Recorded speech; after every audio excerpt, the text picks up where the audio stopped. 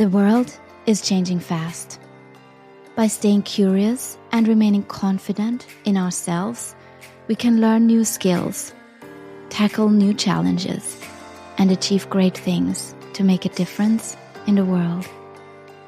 I am Regina Larco, and you're listening to #Impact, a podcast about stuff that matters.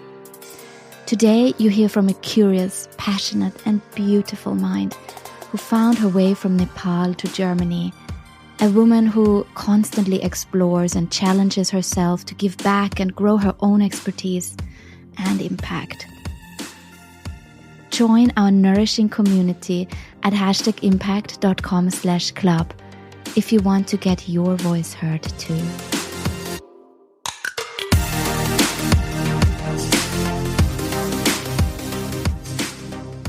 Amrita Gautam is a civil engineer from Nepal, currently pursuing her doctoral research at Technical University of Cologne, Germany.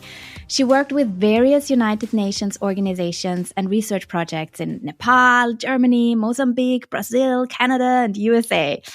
As a young water professional, Amrita has been involved in World Youth Parliament for Water, International Water Association, and she is the president of Soroptimist International Köln Columba.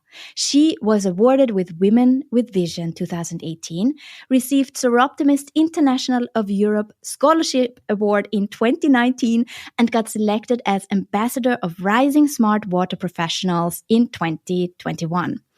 Alongside her ongoing doctoral research, she has also founded a research initiative called Drink Pani. I hope I pronounced this correctly now, Amrita, okay. Which believes in shaping digital water future and is now doing an internship at Global Water Operators Partnerships Alliance. You and Habitat Bonn. Oh my God, Amrita! I'm like blown away just by all the things you. Look, I can't even say it. Welcome to #Impact Podcast. Thank you so much, Regina. Actually, though we've been doing it officially now, I feel that we both have got so much in common. We believe in our work, and for that, we both enjoy exploring the things in the world out there. Whatever it comes, we want to utilize our knowledge and expertise and a curiosity at our best, especially because we are the human beings. We cannot be perfect, but we tend to learn things. We tend to exercise that in our daily lives or professional lives. And as I always tell, giving back to society, giving back to the community where we are from, and how we can make impact. The #impact. Yeah, exactly. In our lives, actually, when we are doing something for our personal goals or professional goals, anything that we are targeting, it always takes it something. If we are doing for the community, for the people, for the nature, it gives us immense pleasure that we cannot even compare to anything that we earn or like as a monetary value or for the position or for anything, because that's something so special that I have been living through many times, especially doing volunteering works. Yes. And you know what you just proved to me is that, when I'm reading your bio and your CV, or anyone's bio and CV, it's what you bring in it with your voice as you explain what you're doing is what really matters, right? So thank you for doing that. And I actually wanna kick off with a quote, and I just wanna see if you recognize what I'm saying here now, if that quote seems familiar to you. Mm-hmm. In the eyes of a flower, the world appears as a flower.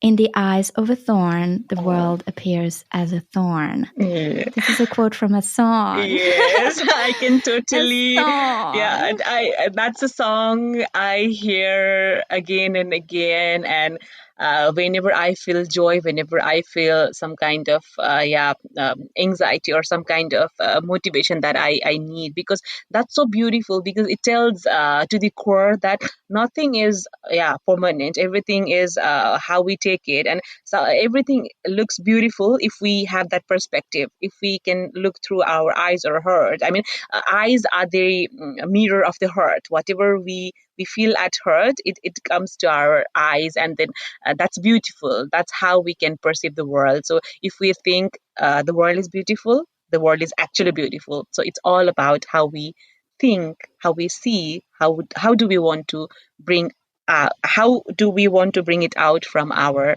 life, and for the things that we actually believe in. It's a song that you shared with me because it motivates you. We always ask that our guests beforehand. Let's give the listeners a little peek behind the scenes. So before coming on #Impact, we make our guests do a lot of homework, Yeah. right? Well, we hope that it's inspirational to our guests as well, because we want to invite our guests beforehand as well to reflect on what motivates them, what inspires them. And this song came up, and what I loved about it was that thank you so much for sharing a version of this song that is in your language, right? Yes. So I couldn't understand the original like text, but you gave it to me in a version where I could read the English translation. Yes. How do you say that in your language?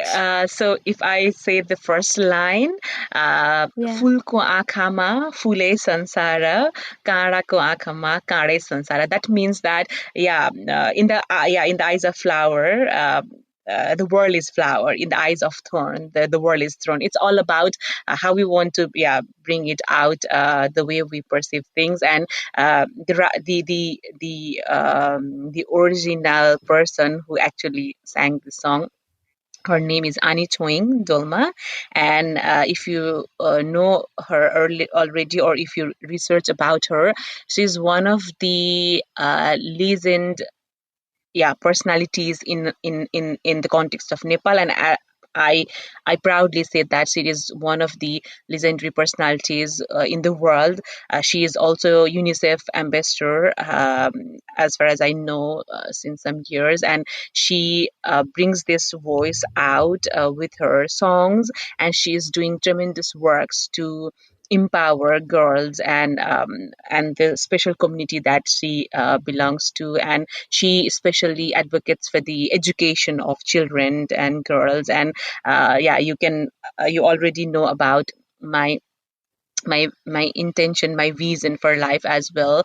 Being a woman, being a young professional woman, I always feel that what sort of challenges we suffer each single day in our personal life, professional life, organizational life, wherever we go, whatever we tend to do. So it always connects us to the stories of girls, women who are thriving in their lives, and actually someone who is trying to bring change in the society for the education of girls, and but actually for the education of children. It touches my heart so much, because children are the future, and children will become somebody who can actually drive this world. So they are children now, but if we can give them right education, if we can teach them right things, because children are so innocent, they are so pure.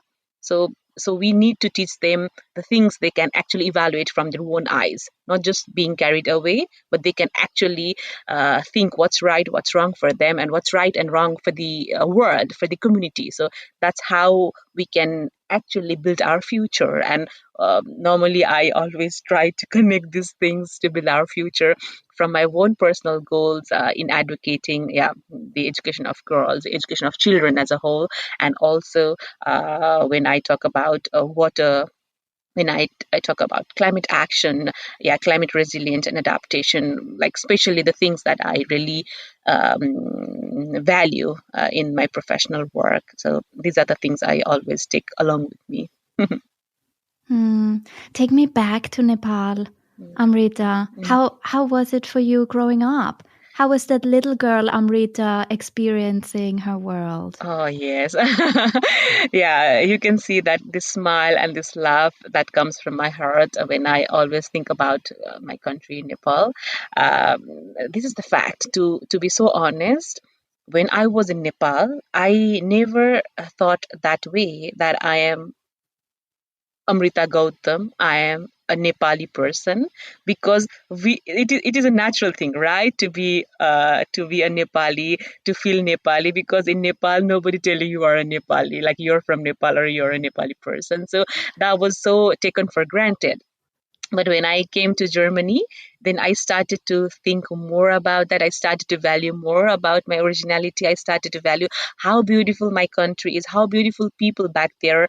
And I always try to connect the things that I do here as well. Like if I get some networking, that if I get to tell something about the resources that we have in Nepal, or any technology transfer that we want to do from any part of the world to Nepal, or anything that can be transferred from Nepal to other parts of the world. Because I do believe, though Nepal is a developing country, we've got so much of resources. We've got so much to learn from there, from the people, from the way of living, from the indigenous community. For even our indigenous communities, though they do not have that very sophisticated training, modern technologies training, they do have natural values of way of living. That are the core values that one can actually transfer to utilize different technological aspects and different values of science and scientific community. That's why these days we talk about the experiences of indigenous community a lot, and also the experiences of our ancestral intelligence, because yeah, there are so much to learn. And also about the Sanskrit language right now, I value each single day more, because we were given that language in our school. Can you imagine? At that time, I was so lazy to learn that language. I was so, I was thinking, why do we need to learn this? Because though we were not given the whole entire higher level of education of Sanskrit, because it was just part of our initial education. I think because it's not easy to teach. It's not easy as well. I feel now, because now when I want to recall all those learnings that I have, I can only recall few words, few sentences. So, but yeah, that's a very valuable part of the language history. I think wherever in the world nowadays, we also hear that in the western side, or even in the eastern, wherever in the world, like south or northern, like Sanskrit is the language in the basis. And then yeah, I'm proud to be a Nepali. I'm proud to have known that value in the foundation. So yeah, there are so much. There is so much, and there are so many things that I can think, I can rejoice, I can feel that that's so connected um, as a person that I feel. And I feel that that's a reason who I am right now. That's a reason how I think. That's a reason how I want to do. That's a reason why did I choose certain things. I can relate so many things, because that's a core value I'm brought up. Like that's a core value with the things that my parents, my immediate family members, or the natural community, or the neighborhood, or all those natural ecosystem that is somehow inherited inside me since my birth, since my childhood, since my upbringing. I got my graduation initial the foundational education in my bachelor of engineering also in Nepal. So I have got so much a foundation from my country that I can always look back, that I can always trace out the values, and I can always connect for the things that I can say to the people around the world, that if you have that interest, if you want to know more about Nepal, if you want to know more about what a Nepali community can offer, or Nepali resource, there is resources in Nepal that can actually be benefited. Yeah, I'm always there to tell. And actually at times it's interesting to tell here.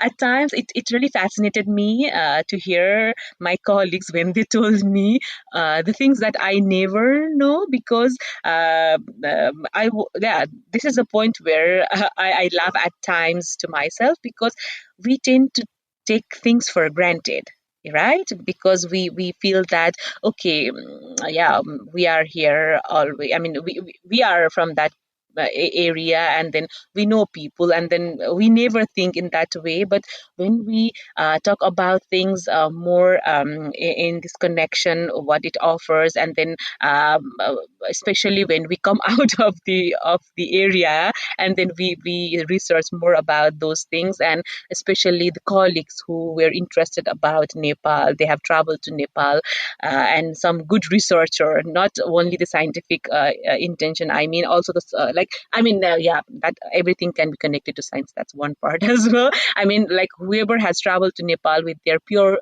tourism intention, or for any educational or any other purposes, like some people are so good at researching things. I mean, they have traveled to the very farthest corners of Nepal and have known the facts that I didn't know before in my life, or maybe I have not realized that in that perspective, or I have ignored.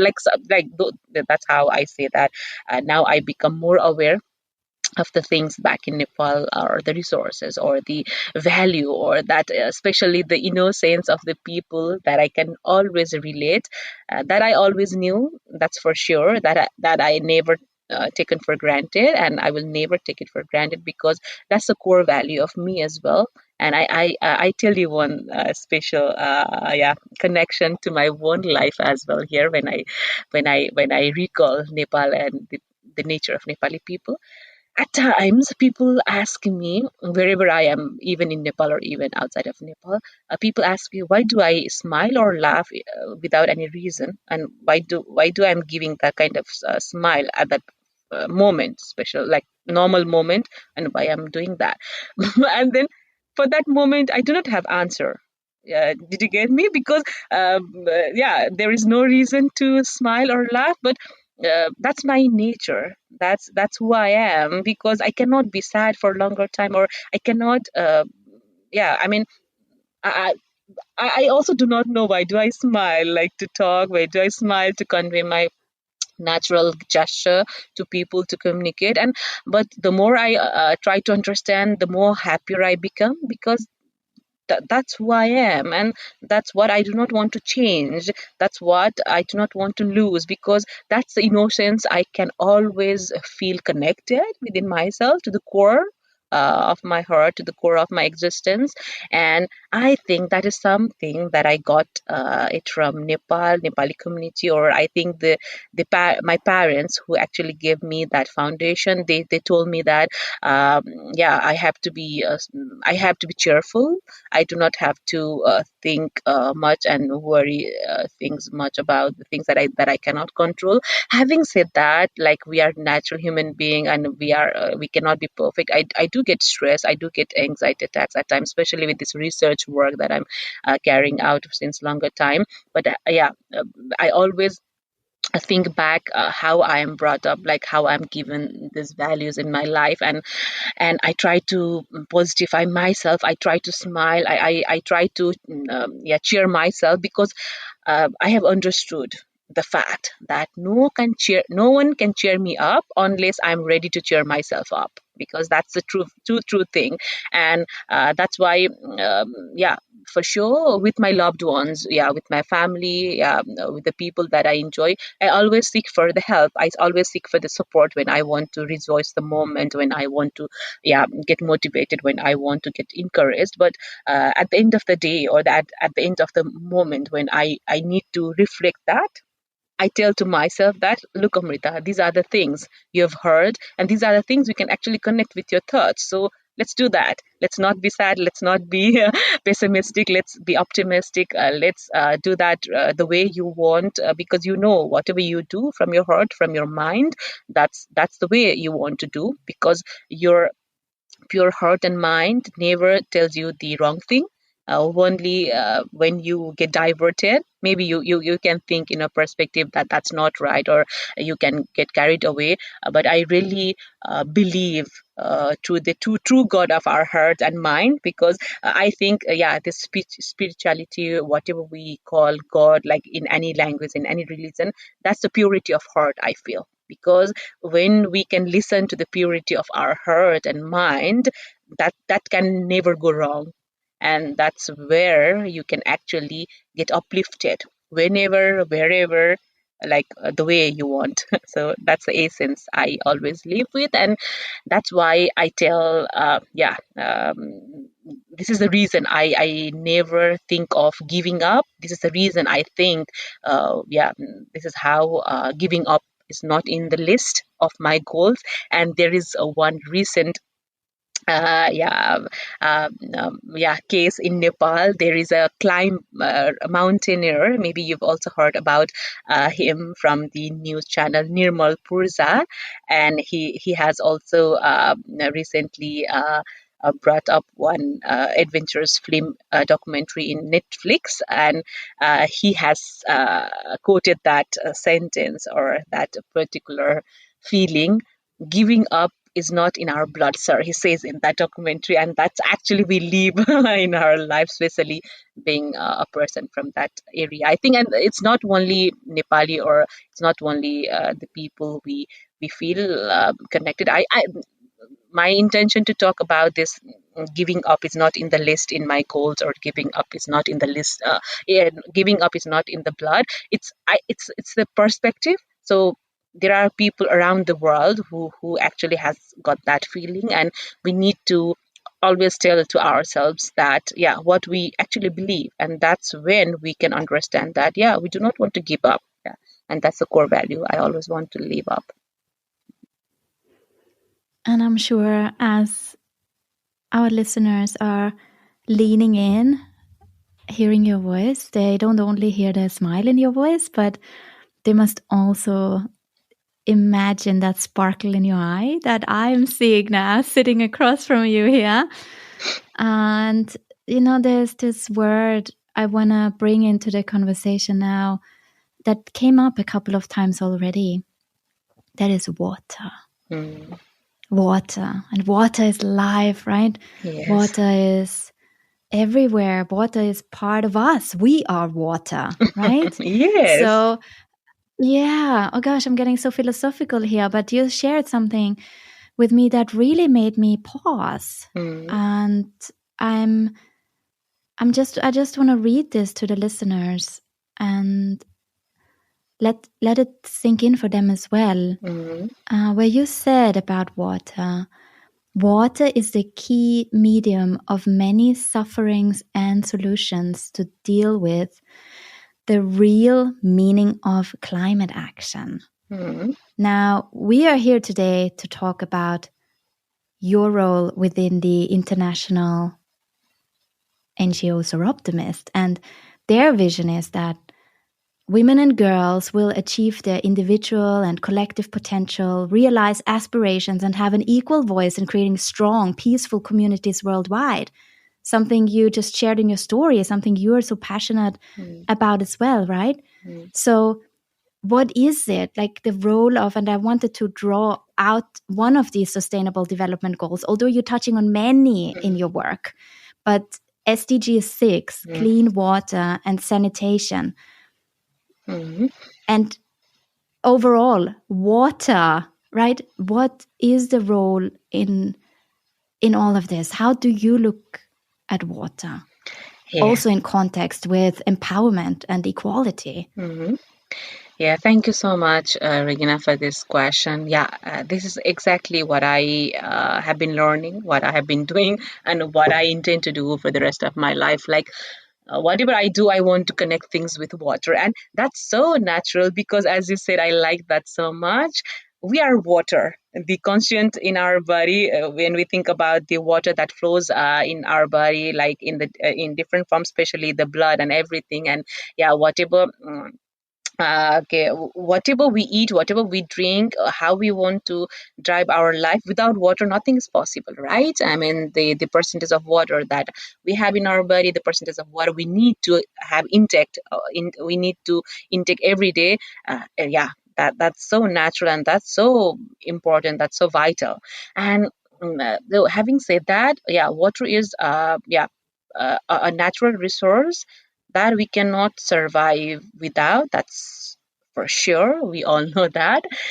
And having said that, water is one of the resource, one of the cross-cutting issue, and one of the medium, as I already mentioned in one of the forms, that it's also about the issues, it's also about the solutions. Because when we talk about the problems of pollution, water pollution, or when we talk about the problems of climate hazards, or like extreme events like flood risk or drought, or yeah, problems of mining, oil mining, or yeah, different kinds of problems that we address in the world, also the food insecurity, or yeah, like different sorts of problem, also energy crisis. So the different sorts of problem we talk in different in connection with different SDGs, it has to do with water.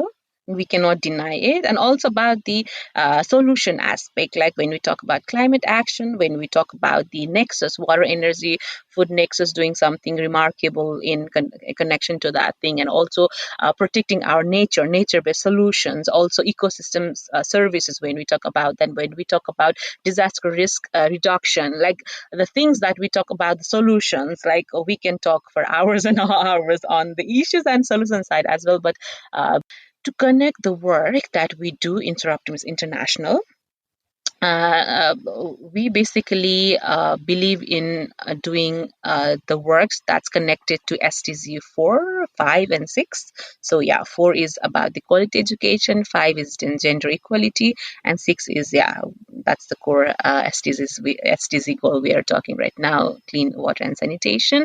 And yeah, saying my yeah, connection right now, you can also understand how connected these three SDG goals are. When we want to talk about the gender equality, yeah, equality cannot be happened in a proper way if we cannot process the value of education in our lives, in the system that we live in.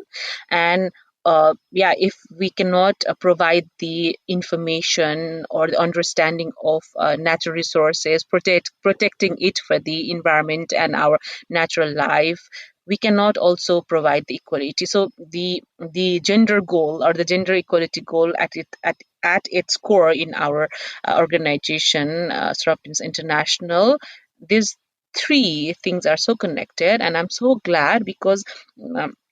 As a person, I'm so passionate about uh, advocating for equal rights. I do not say that only girls and women need to have the all the joy or all the success in life. I am saying, or like we, especially who talk about advocacy in gender equality, we tell, if we are true to this advocacy, we tell that there has to be equal rights, right? No, no less, no more. We want to have this world 50-50. That's why we've been talking planet 50-50. So nothing less, nothing more. We want to have this like equal, and to have this opportunity, or have the opportunities, solution, or anything that we can use in equal, or even the responsibility. Because when we talk about getting something, getting opportunity, or receiving something, we do not have to forget that what is our responsibility. So yeah, giving this equality in real sense of doing and like receiving this additional to SDG goals like SDG 4 and SDG 6. It's so interconnected, and then I always live by these values, because for me the core value is always about education.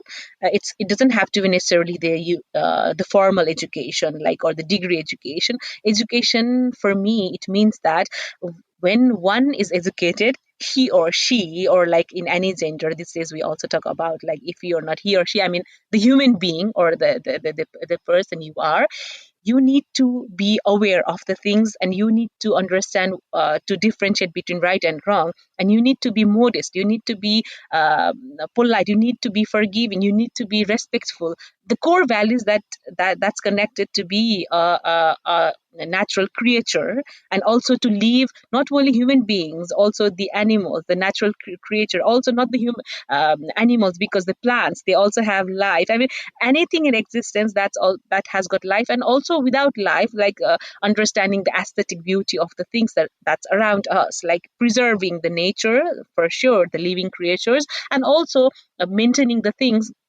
that's around us. And that's so beautiful that I always think that's a core essence of education, understanding beyond the certification or beyond the degree. And water resources, SDG, clean water and sanitation, SDG 6. I'm glad that I chose this particular subject to drive my career, because I can easily say with my all smile and laugh, this is the subject where we can connect anywhere we go, whatever we talk, for any other cross-cutting issues or other SDGs that we have to drive, talking about issues and solutions. So I always feel good about the choices that I have in life, and especially when I talk about my presence and my goals for STZ. Sorry, the intention that I have, or the objectives that I have in Soroptimist International. I can proudly say that in this organization, we do not only say that we want equal rights, or we want to advocate for the girls and women to improve their lives, but we actually talk about how we can do it, why we want to do it, why it is important to talk about this advocacy. So we give the measurable values, we give the measurable methods, we give the things that people actually can replicate in their works, like working for the equal action. So I can always proudly say this is the organization. I work beyond my professional career, beyond my personal goals, and I'm happy to contribute my additional time to volunteer for this organization. And since one and a half year, or more than one and a half year, since 2020 October, I got chance to be the president of Soroptimist International Columba, and I must tell you, this is something so extraordinary experience that I am living right now. Yeah, it takes much effort and understanding. It can also be felt with my voice. It's not easy to take on the leadership role on in some of the organizations, especially in volunteering role or for the welfare organization. But it, as I always tell, and as I also informed you before, it gives something so natural in a feeling or the pleasure that we cannot receive that from any other monetary benefits, or any other position that we are offered in other dimension, I meant, because this is the place where we can tell that we are actually making difference in the lives of people without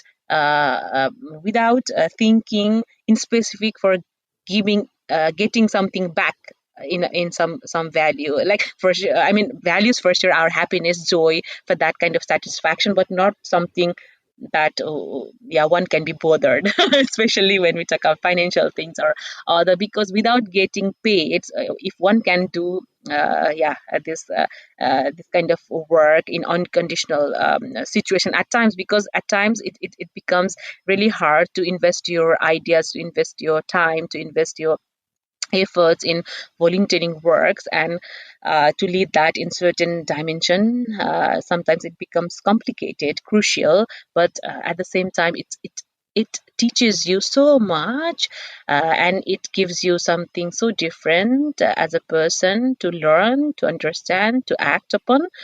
Yeah, sometimes maybe I cannot explain it in my words. Maybe I will keep on realizing it, I can keep on reacting to it in my action, to my vision, so that I can actually say people that yeah, that's how I'm living, that's how I'm trying to make some impact, because this is something to eternity, this is something infinity that one can do always and like forever. And yeah, that's a feeling so precious to me. And sometimes people people tell me that, like, why do you invest so much time in this in this form of volunteering work, or in this form of the things that you're not getting paid, because that's actually taking your time, that's actually taking your efforts. And people don't demotivate me much, that they don't say me that don't get engaged. They tell me that you need to make a good balance of the time, and also how do you manage. I totally respect, I totally understand,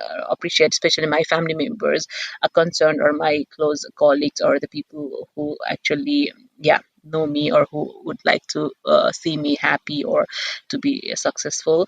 So they tell me often that I need to balance my timing. I totally understand that. And right now, being a president of Soroptimist International Kuala Lumpur, I try to definitely balance my time working I mean, giving more focus to my personal well-being, my physical health, my mental health, and then comes my family goals, and then comes the people I care for, and then comes my professional goals, what I want to do, what I want to achieve in my career for sure. And then I should be giving time for this the work that we do in volunteer organization right now, what we are achieving, or what we want to achieve with the projects that we do.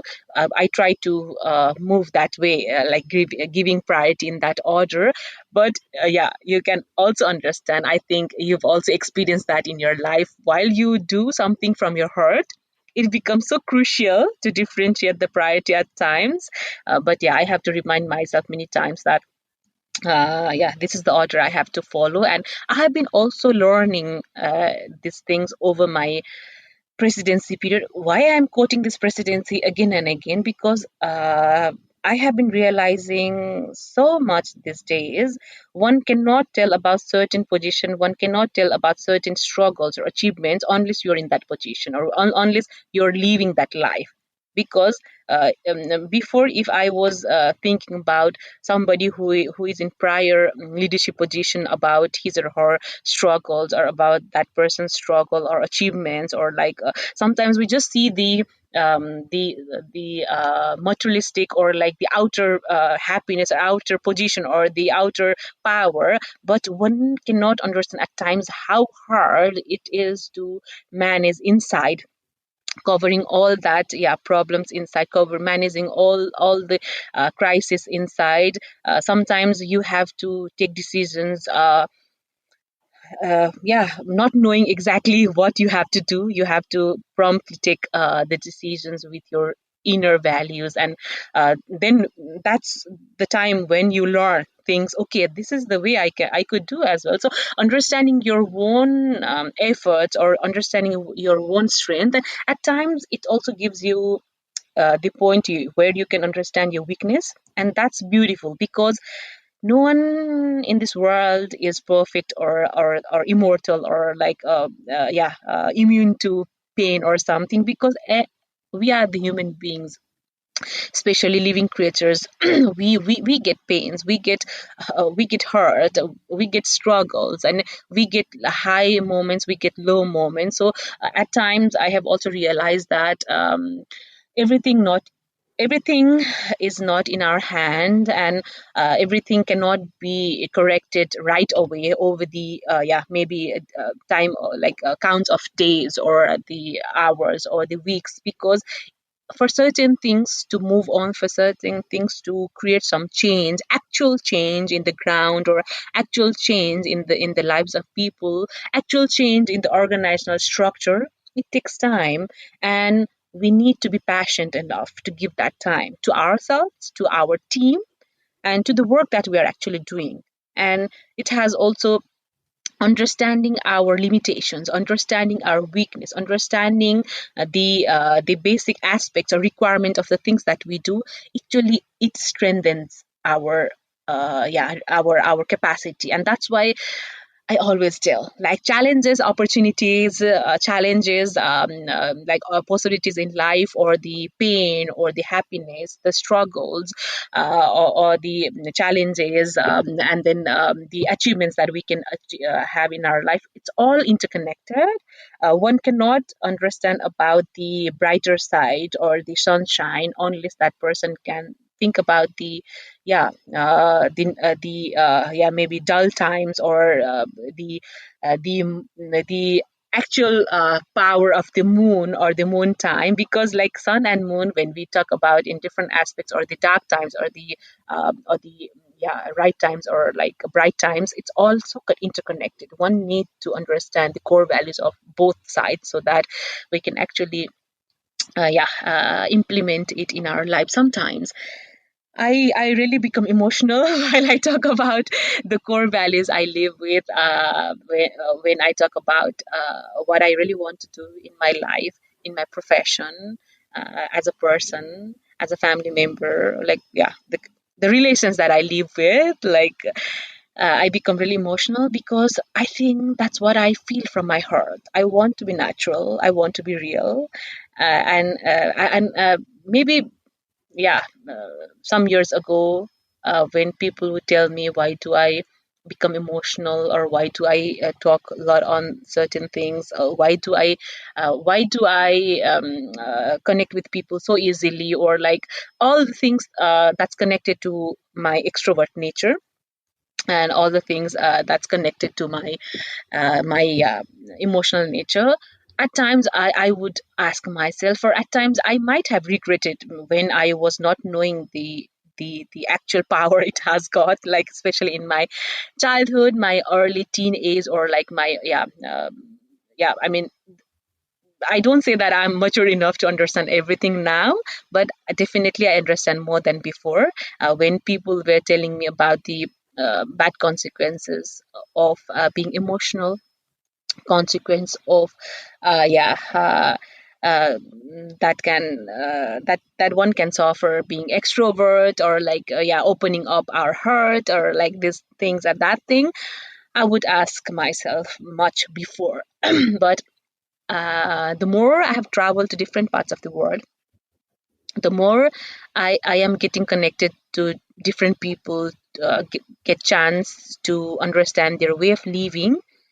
I become more happier the way I am, the nature I have got, the extrovert nature, the emotional nature, because it is actually making me natural and real, that I can actually work very efficiently for the things I would like to do in my career. In the volunteer, in the organizations, doesn't matter, it has to be volunteer or like any other forms, like whatever I do in my personal life or professional, it gives me that confidence. So I do not want to change myself. I do not want to change actually this kind of settings that we do in in our organizational context as well. So yeah, I can talk for hours and hours on these topics. So you need to stop me where I have to stop. It's really profound what you shared, and thank you for the honesty, because we actually are just celebrating 5 years of hashtag impact, and the very first interview we did was with an organization that empowers everyone to volunteer. Shout out to Hands On Hong Kong here in Hong Kong. They're doing great work, and that does come up, why do you volunteer? What does it bring you in your life? But of course, also, there is a limitation as well of how much we can give. And I think it's really important what you just said about, you need to also make sure you take care of yourself, right? You need to make sure, there's this reference of put your oxygen mask on first. And it's so important. And I think this is something that a lot of people will nod their head now, because I think what brings them to hashtag impact, listening to our stories, is they want to give and they want to make an impact.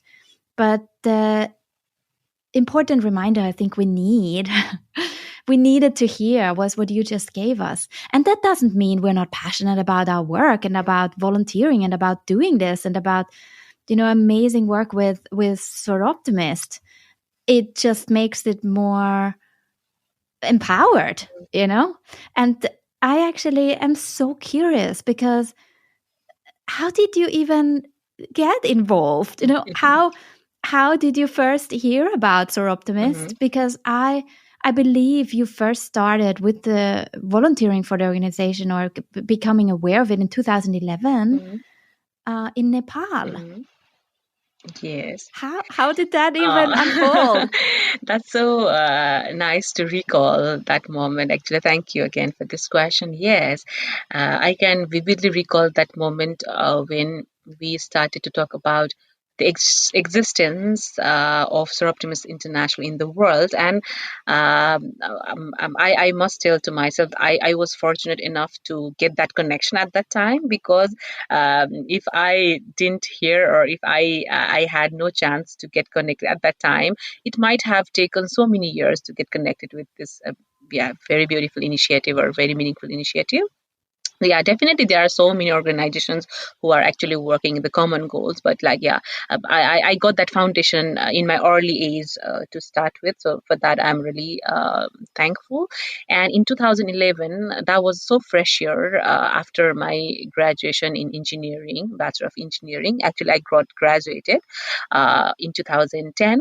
And I think in between 2010 and 11, we started to think more about, yeah, how do we utilize our education, our career vision in something so meaningful for the community. Me and my some of my colleagues, we used to talk, yeah, time and often.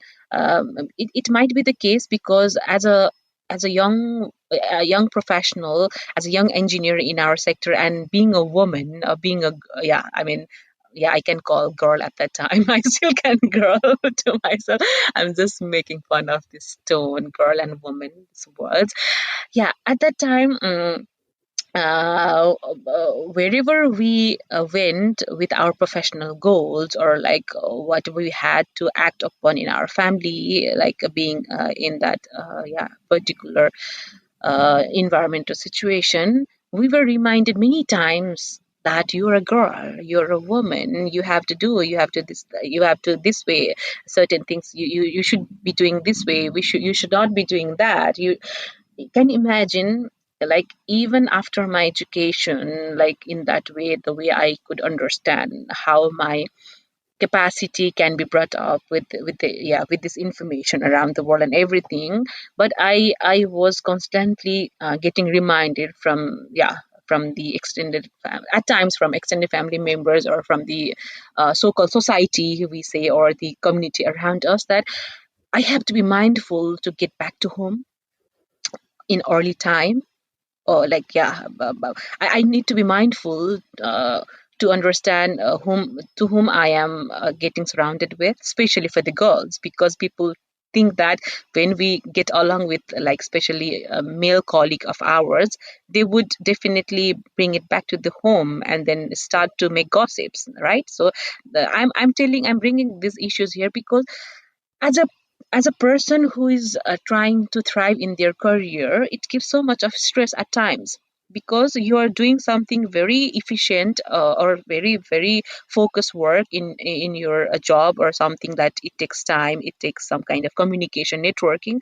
Then people start to talk in community that you should not be acting that way, you should be mindful of your behavior, of your smile. Even people would tell me that I should not be smiling to somebody, like laughing to in some yeah, like group discussion or something. So yeah, I don't say it was we are getting tired, but yeah, actually we, yeah, I can say that we were sad and tired at the same time, like getting all these instructions, also in personal life and professional lives. And then one particular instance I also mentioned you informally before, that a girl who was curious about my presence in particular field work in one of the rural areas of my country with the male colleagues. I was the only female engineer at that instance.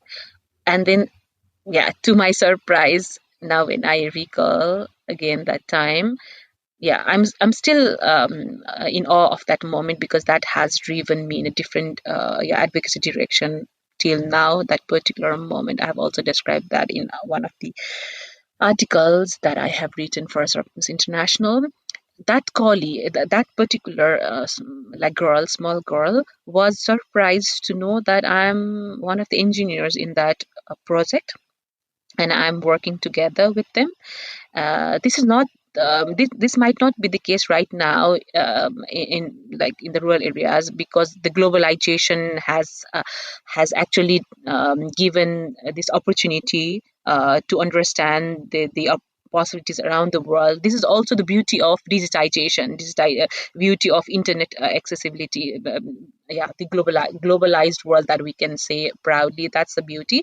But I'm talking the case, yeah, more like before a decade. So we can imagine like the evolution that we have about digitization, this globalization, much in this decade time later on. But at that time, when there were limited resources, I think people in farthest corners of the world in my country, they still lack adequate information. So I do not say that all people, all girls, they know what they can become in this time, in this hour right now. I doubt, because that might not be the case. But when I recall that particular instance, where that girl was surprised about my presence, about my professional achievement, about how did I become the part of that group.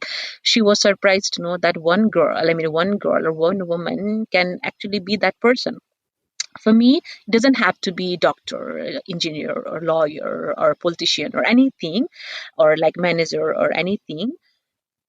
One can actually, even artist, and like any goals or any professional targets one can have in their life. But the important thing is that one need to be free to dream.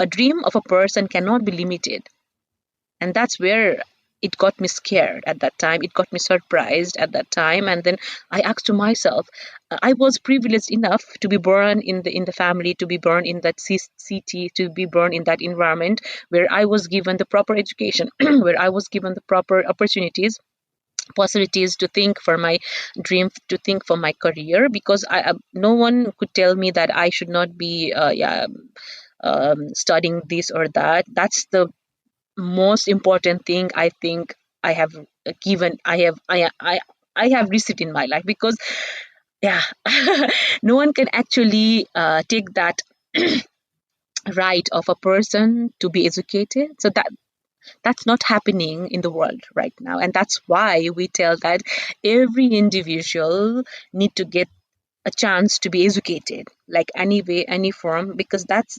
when you start to explore the beauty of the world, the possibilities in the world, the possibilities actually within yourself. That's a whole world you can create from yourself. So a world starts from you. I mean, world starts from the vision that you take from your heart, or it takes from your action. So that particular moment when I realized that the dream of a particular person, particular girl, was being limited, that made me a bit sad, a bit surprised, a bit restless, yeah, a bit yeah, confused. So many emotions came at that time. And I can still recall clearly that particular moment when I didn't know how to react. I didn't know how to take up on that. But maybe that was a reason. Slowly I started to understand that this is not the thing that I become happy of who I am or what I have achieved in my professional education, or professional goals. This is something I have a responsibility as a person. Doesn't matter, a man or woman.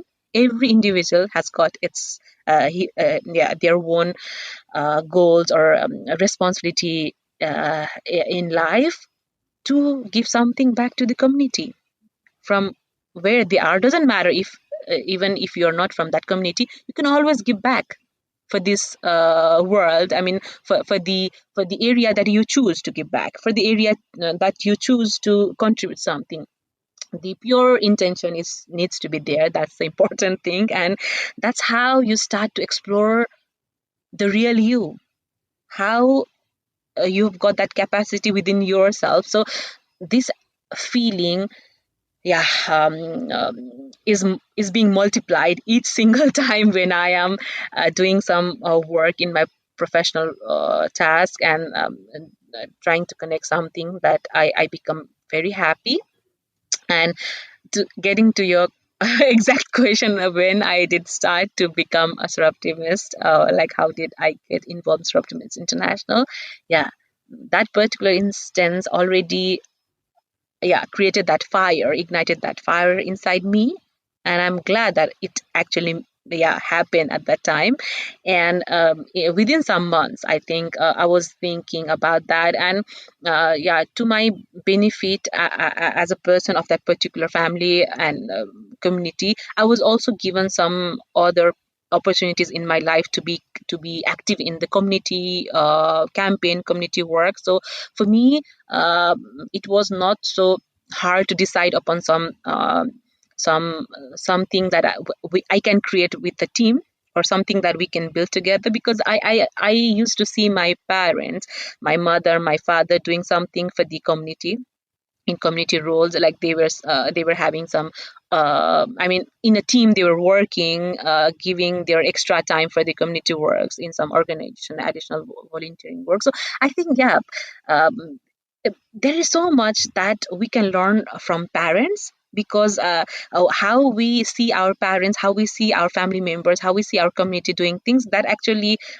gets inside our interest, inside our vision so easily, so we can actually reflect on that easily, or like it becomes easy for us. So that's when I again I mean, that's the point when I once heard about the existence of Soroptimist International. It didn't take much of my time to decide that that's the place I want to work for, because that was so clear that the organization was doing tremendous work, like remarkable works around the world, and there was no such special uh, yeah, chapter, or the particular existence of that organization in our country, though there are so many other organizations I might not be aware of at that time. But for me, the resources were limited at that time, and I was it was fortunate time, I can say. And then I still become glad to recall that time, because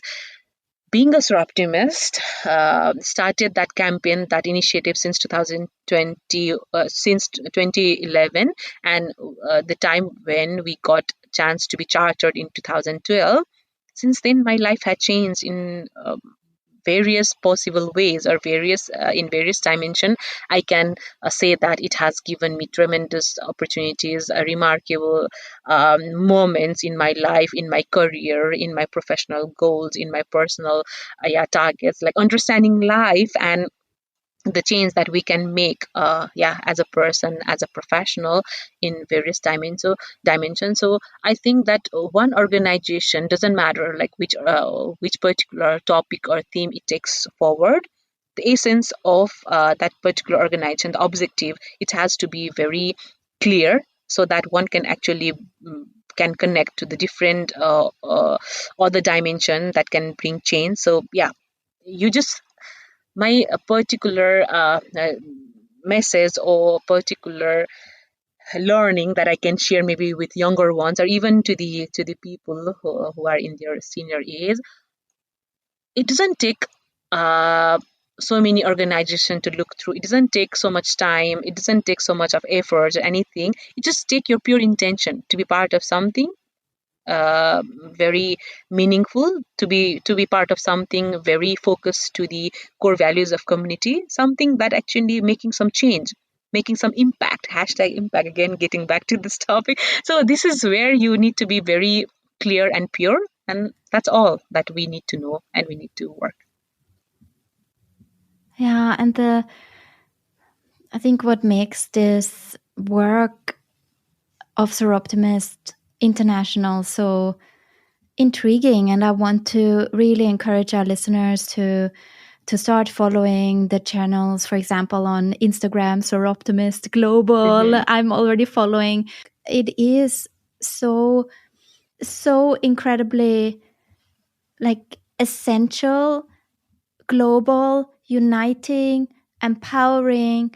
I loved what I found on the Instagram channel around the International Day of Women and Girls in Science.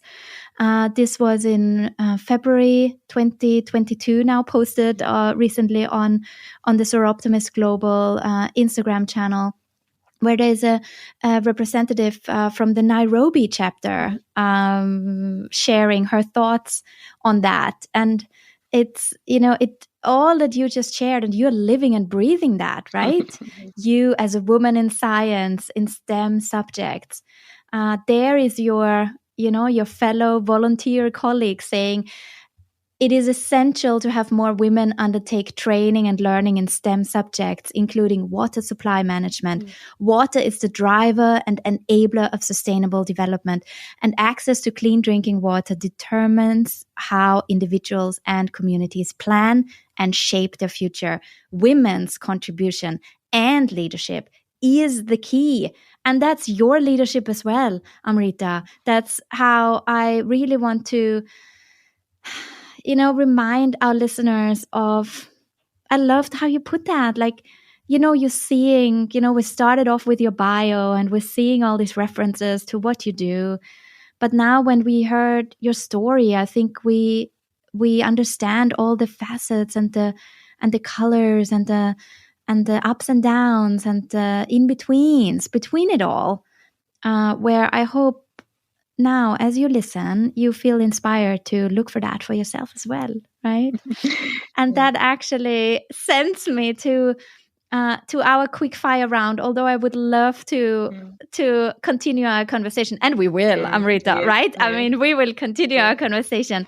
But I want to give the listeners, first of all, the opportunity to start following Soroptimist. Where do you think should people do that best? Where can we send them to? Yes, they can always Google the word Soroptimist International. They can find the website, and in all social media channel, professional and normal ones, Facebook, Instagram, LinkedIn, Twitter, we are all around with Soroptimist International, the global, the main international one. And we are more than in 130 countries, so you can actually scroll the chapter in your own land. Maybe you're already a part of it. You would like to be part of it. So you've got tremendous information. I mean, you get tremendous information once you contact this Soroptimist nearby your home place or nearby your neighborhood. So we never know how it is connected to your life. So that's an invitation to you. And of course, if you're in Cologne, you're gonna be in Amrita's chapter. So check that one out. Particularly, shout out, of course, to all of the chapters globally.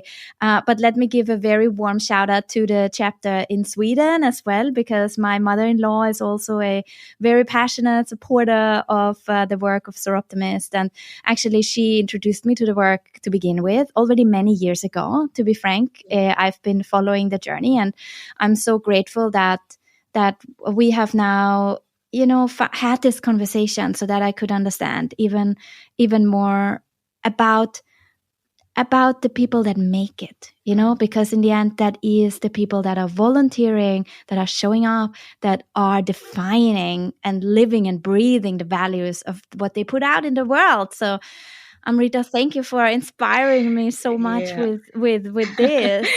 And that brings me to a question that for sure you will have some quick answers to. Are you ready? Making an impact means bringing some change. Who inspires you in the way they tackle the sustainable development goals? The true drivers in the society, the people actually working in the ground, grassroots level people. And what could everyone do right now to make the world a better place? Actually, that's a very important point. yeah, just don't think too much. Just try to do the work efficiently from your one point of your one point, your one place. If it has to be a sustainable practice of using uh, yeah using the things like less use of the plastic, less pollutants that you can put outside of your home, even uh, making compost out of your garbage, of trying in the work to bring it something sustainable in the refining of the materials, or even the way you dress up, try to choose sustainable choices. So the way you want to work, try to select the organizations that you would like to contribute for. And yeah, try to bring some change wherever you can. The way you eat, the way you breathe, the way you touch any resource or to use any resource, that's all come with our daily activities, like whether you are at home, whether you are at your office, whether you are at the street, you can become sustainably aware, and you can actually contribute for the sustainable development goals so easily. You just have to be mindful of the basic things you have to do right way. So that's the basic thing we need to understand. And it's so easy to minimize the pollution, to minimize the climate consequences, to actually work for climate action, to actually work for sustainable practice, to actually work for something that become so easy to control, manage, for the activities that actually make this world a better place to live in. Because it doesn't come when one I mean it doesn't come just about thinking and talking. It comes with our activities, right? And if every individual thinks in a way that he or she, or like the person, can bring that particular thinking into action in a sustainable way, it's not hard. We just need to understand. And one final answer, I'm making this answer too long, but I want to connect even to the practice, because it's also connected to Soroptimist and the STZ that we are talking. Sometimes people tell and ask, like, how do I contribute on a water topic or climate action topic, and how do I actually work in some certain particular project, and then how do I bring some project or create some project. And sometimes it's so easy to look through, because when you are a professional, or when even you are a homemaker, when you are a very normal person doing very normal work in your daily lives, you can see the example around you and try to connect something professional, if it's like available from your side. Connect your profession to the work that's that organization do. When I'm giving the example of Soroptimist International, right? Try to connect. If you're a business person, if you're a politician, if you're a community builder, if you're a environment activist, if you're a water engineer, like for me, I can give example, because being a water engineer, being a civil engineer, I have received so many opportunities to voice out, to present my work, to connect the real projects of water and climate action to the work that we do in Soroptimist International. One a very concrete example I can give: in 2020, when Soroptimist International, together with Women for Water Partnership, got a project from Stockholm Water Institute, Environment Institute, to make a series of conference in the topic of women, water, and climate. At that time, I also applied for that particular call, and then I am glad that the project of my ongoing research in Nepal, Drink Pani, because Drink Pani is one of the initiative out of my ongoing research. Like that's that I am glad that I found it together with my research interns, and that's being evolved each single day in the context of Nepal. I mean, we got selected to be one of the 8 projects who can present that in the series of conference. And if you're curious, you can click on the Drink Pani in women, water, and climate, tackling the challenges topic in YouTube. It's all available there with our series of conference. And at that time, it gave us great opportunity to be connected with the people who are trying to do the similar things in other parts, other areas, also in other parts of our Asian community, and also like beyond Asian community, and also in European context. I was asked, or like we were asked, various questions, that how we can actually connect our work in similar dimension, and that particular support or particular opportunity, though we've been doing similar context in other dimension as well, but that particular opportunity, particular visibility in connection with Soroptimist International Women for Water Partnership gave so much of confidence to the young water volunteers who are working in the grassroots in the context of Nepal, where I'm doing research. So with this message, I'm trying to tell people that just look out for the things that you can do very easily in the community, because no one is outside of the community. Everyone, every individual is connected to certain community, certain the grassroots works that they can actually look for. So because whatever we tell in the global platforms or in global dimension, it has to come from the grassroots work, because even the Secretary General of United Nations, or maybe the popular or the high power presidents of the world, when they talk about the power or the management or the administration of managing this world, they can talk only when the projects, when the works actually in the real ground are working fine. They cannot talk in that high level dimension if the works are not working fine in the grassroots level or in the ground. So this um, um, acting or working in the grassroots level and making global impact is so important. Act local, impact global. So that's what we can always do as a normal person, as a normal professional. And when we talk about Soroptimist International and connecting it to SDG 4, 5, and 6, you always get opportunity to connect your profession. As I'm giving the example of Drink Pani, that I am thriving more because it gives me reason to be more connected. So that this is just example I'm giving, because I'm always trying my best to connect my ongoing research, my professional work that I do, and the values I live with. So it becomes so easy to work forward, and you never get time to regret about the things that you do, because you don't have to regret when you're doing from your heart something that you really cherish for your life. That is so encouraging for myself. First of all, you just reaffirming that for me, and for all of you listening as well. I think that's just a good reminder that I think we needed to hear now, that you don't even have to reinvent the wheel, right? You don't have to dig out something, look for something forcefully, like, how am I going to make an impact now? Actually start with where you're at now, and there is probably something already right there for you.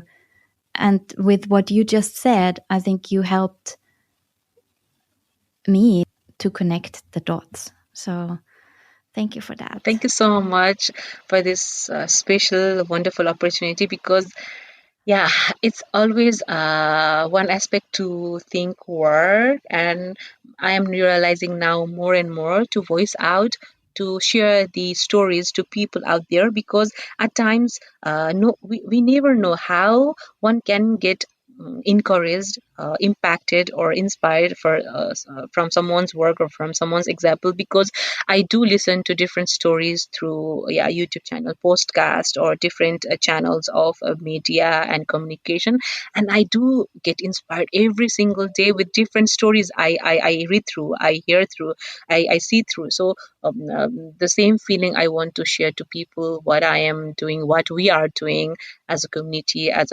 professionals. So it's all about exchange, let's get inspired by each other's work. And to be so honest, Regina, when I see your posts, when I see the podcast, impact podcast that you upload, the stories you share in different social media channels or the website that I look through, I get so motivated. And I do text you out of my motivation at times. I do text you how encouraged I feel at that particular instance when I hear and see those things. So yeah, I always say the thing about exchanging, the power of exchange. It makes you only better. It gives you the better version of yourself, ourselves. So let's keep encouraging each other. Let's keep sharing the things that we can do to be happy and to be content. Absolutely. Let's do that. And with big smiles. Yeah. Both of us. Are we like the most smiley people in the world? I don't know. I think we rank in the top 10. Okay. Amrita, I think, we Yeah. are right up there. Yeah. Yeah, yeah.